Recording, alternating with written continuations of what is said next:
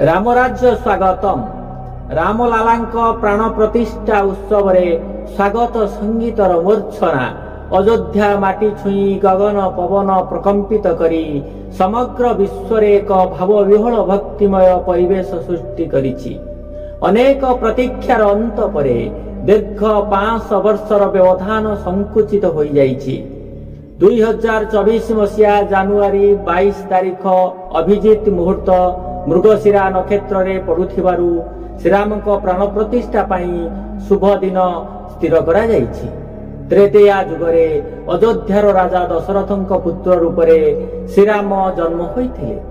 श्रीरामकर जन्म अभिजित मुहूर्त रे होइथिबारु श्रीराम लालांक प्राण प्रतिष्ठा एही शुभ निर्घंट रे धार्य करा जाइछि। श्रीराम अयोध्या आसुचंती मालिका वचन सत्य रे परिणत होइछि। अयोध्यारे नवनिर्मित भव्य कारुकार्य पूर्ण मंदिरर शुभ प्रतिष्ठा दिवस उपलक्षे समग्र विश्वर साधु संत सनातन धर्मावलंबी माने आनंद उत्सव सह भक्ति रसरे मजी जाइछंती। रामराज्य आसुची। रामराज्य कौन? रामराज्यर परिकल्पना काहार मानसिकता थिला? रामराज्यर राजा किपरि हेबा आवश्यक? राम राज्यर परिकल्पना अयोध्यावासी करिथिले। आदर्श मर्यादा पुरुषोत्तम श्री रामंकु राजा रूपरे पाइबा पाई चाहिथिले। राजा प्रजांकु शासन करे किंतु धर्म राजा को शासन करे। धर्मर संचालना धर्मचारी करिथांती। प्राचीन परंपरा अनुसार धर्म राजनीति को संचालित करिथाय। भारतीय संस्कृति रे धर्मर पालन करिबा आध्यात्मिकता अटे। जगत पालक श्रीहरि धर्मर संस्थापन पाई धरा पृष्ठ को अवतरी आसंती। चतुर्विंश शताब्दी रे अयोध्या रे श्रीराम लालांक प्राण प्रतिष्ठा कलिजुग पाई एक अवतार अटे। रामराज्य स्थापनार स्मारकी होई सनातन धर्मर सुरक्षा करी चारि वेदर पुनरुद्धार करिबा कल्पित परियोजना अटे। अयोध्या नवनिर्मित श्रीराम मंदिर रे श्रीराम लालांकर प्राण प्रतिष्ठा महोत्सव को स्वागत करिबा पाई स्वर्गर देवादेवी मर्त्यमंडल को अवतरी आसुचंती। अयोध्या माटी रे बही जाउथिबा स्रोतस्विनी सरजू नदी सस्नेही स्रोतर हाथ लंबाई श्रीराम लालांको स्वागत करुछि। मातृभूमि अयोध्या कौशल्या मातांक मन नेई पणत पाती चाहि बसिछि। श्रीराम लालांको स्वागत करिबा कोलाग्रत करिब प्रतीक्षित मन को शांत करिब। अयोध्या रे नवनिर्मित श्रीराम मंदिर परिसर रे अद्भुत घटना मान देखिबा को मिलुछि। श्रीराम लालांक प्राण प्रतिष्ठा उत्सव रे जोग देबा पाई श्रीराम भक्त हनुमान सतर्क प्रहरी साजी जगी रहिचंती। बानर सेना माने मंदिर परिसर रे भिड़ हेई गलेनी। जाम्बवान सुग्रीव अंगद नल नील लंकार राजा विभीषण मध्य अयोध्या रे पहुंची श्रीरामंकर स्वागत पाई लंकागढ़र कला मल्ली धरी उपस्थित होइछंती। अयोध्या नगर रे उपस्थित थिबा जन समूह स्वचक्षुरे दर्शन करुछंती। केबे मांकड़ माने आसी सैन्य बाहिनी परी हुंकार शब्द करी डेई डेई निजर रणकौशल प्रदर्शन करुछंती। पुनश्च केबे जाम्बवान स्वप्न रे कारीगर मानकु दर्शन देउछंती। श्रीक्षेत्र धाम पुरी जगन्नाथ मंदिर को लंकार राजा विभीषण दर्शन करिबा को आसंती बोली मादला पांजी प्रमाण करिथाय।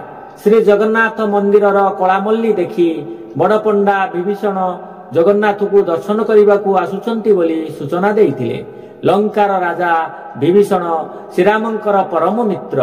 लंकार राजा रावण सान भाई विभीषण को लंकारु विताड़ित करिबा परे विभीषण प्रभु श्रीरामंक शरण जाइथिले।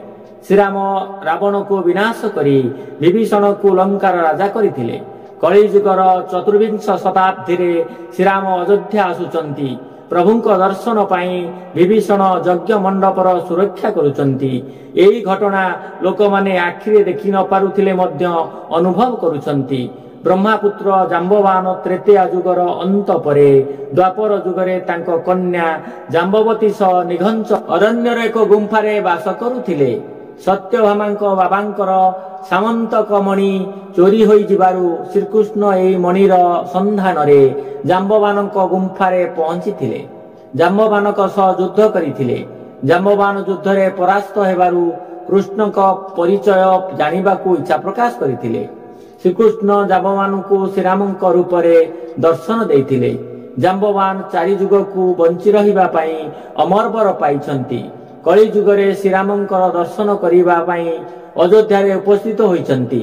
ସୂର୍ଯ୍ୟ ବଂଶର କୁଳଗୁରୁ ବଶିଷ୍ଠ ମଧ୍ୟ ଶ୍ରୀରାମଲାଲାଙ୍କ ପ୍ରାଣ ପ୍ରତିଷ୍ଠା କରିବା ପାଇଁ ବ୍ରାହ୍ମଣ ରୂପରେ ବିରାଜମାନ ଅଛନ୍ତି। ତ୍ରେତୟା ଯୁଗରେ ଦଣ୍ଡକାରଣ୍ୟରେ ବାସ କରୁଥିବା ଋଷିମାନେ କଳି ଯୁଗରେ ସାଧୁ ସନ୍ଥ ବ୍ରାହ୍ମଣ ବିଦ୍ୱାନ ରୂପରେ ରାମ ଜନ୍ମଭୂମି ଅଯୋଧ୍ୟାରେ ଶ୍ରୀରାମଲାଲାଙ୍କ ପ୍ରାଣ ପ୍ରତିଷ୍ଠାରେ ଭାଗ ନେବା ପାଇଁ ଆଗେଇ ଆସିଛନ୍ତି। ପୁଣ୍ୟପୀଠ ଅଯୋଧ୍ୟା ନଗରୀରେ ରାମ ଭକ୍ତ ଜଟାୟୁର ଆଗମନ ହୋଇଛି। ରାବଣ ସୀତାଙ୍କୁ ଚୋରି କରି ନେବା ସମୟରେ ଜଟାୟୁ ରାବଣ ସହ ଯୁଦ୍ଧ କରି କ୍ଷତାକ୍ତ ଅବସ୍ଥାରେ ପଡ଼ି ରହିଥିଲା।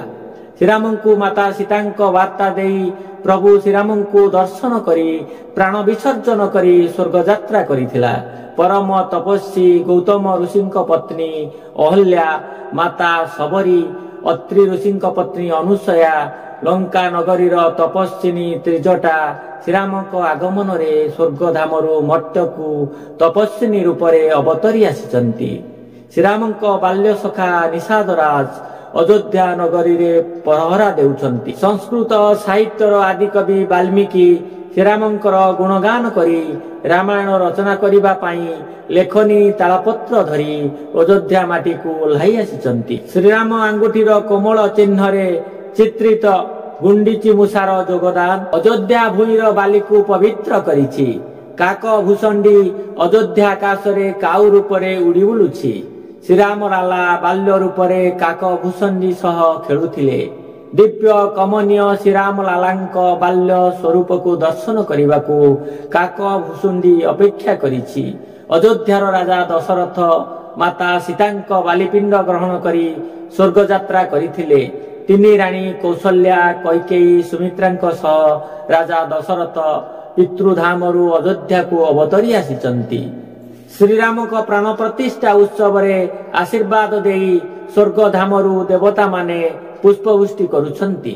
ପବନପୁତ୍ର ହନୁମାନଙ୍କ ତତ୍ତ୍ୱାବଧାନରେ ଯୁବରାଜ ଭରତ ଅଯୋଧ୍ୟା ନଗରୀକୁ ସୁସଜ୍ଜିତ କରୁଛନ୍ତି।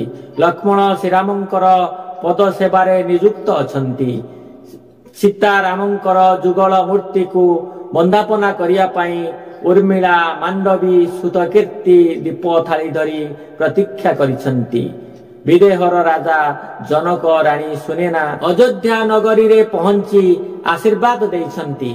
କଳି ଯୁଗରେ ଚତୁର୍ବିଂଶ ଶତାବ୍ଦୀରେ କାହିଁକି ଶ୍ରୀରାମଲାଲାଙ୍କ ପ୍ରାଣ ପ୍ରତିଷ୍ଠା ହେଉଛି? ଯୁଗ ପରେ ଯୁଗ ସତ୍ୟ, ତ୍ରେତୟା, ଦ୍ୱାପର, କଳି ପୃଥିବୀ ପୃଷ୍ଠରେ ନିଜର କାୟା ବିସ୍ତାର କରି ପ୍ରତି ଯୁଗର କୀର୍ତ୍ତି ଧ୍ୱଜା ଉଡାଇଛନ୍ତି।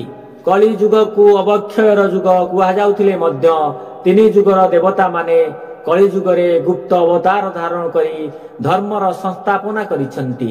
ତ୍ରେତୟା ଯୁଗରେ ଶ୍ରୀରାମଙ୍କର ଜଳ ସମାଧି ପୂର୍ବରୁ ଅଯୋଧ୍ୟାପତି ଶ୍ରୀରାମଚନ୍ଦ୍ର ପବନପୁତ୍ର ହନୁମାନଙ୍କୁ କହିଲେ, କବିଶ୍ରେଷ୍ଠ, ସରଜୁ ନଦୀରେ ମୋର ମୁଦ୍ରିକାଟି ଖସି ପଡ଼ିଛି। ମୋ ପାଇଁ ସେ ମୁଦ୍ରିକାଟି ସୀତାଙ୍କର ସ୍ମୃତି ଅଟେ। ତୁମେ ଯାଅ, ସେଇ ମୁଦ୍ରିକାଟିକୁ ଖୋଜି ଆଣ।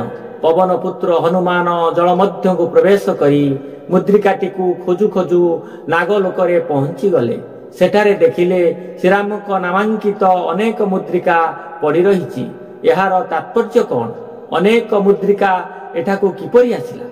ଯୁଗ ପରେ ଯୁଗ ଜଗତ ପାଳକ ଶ୍ରୀହରି ଅବତାର ଧାରଣ କରି ସ୍ମୃତି ସ୍ୱରୂପ ନାଗଲୋକରେ ନିଜର ମୁଦ୍ରିକାକୁ ସ୍ଥାନ ଦେଇଥାନ୍ତି। ଏହି ରହସ୍ୟ ଅବଲୋକନ କରି ପବନପୁତ୍ର ହନୁମାନ ନାଗଲୋକରୁ ପ୍ରତ୍ୟାବର୍ତ୍ତନ କରିଥିଲେ।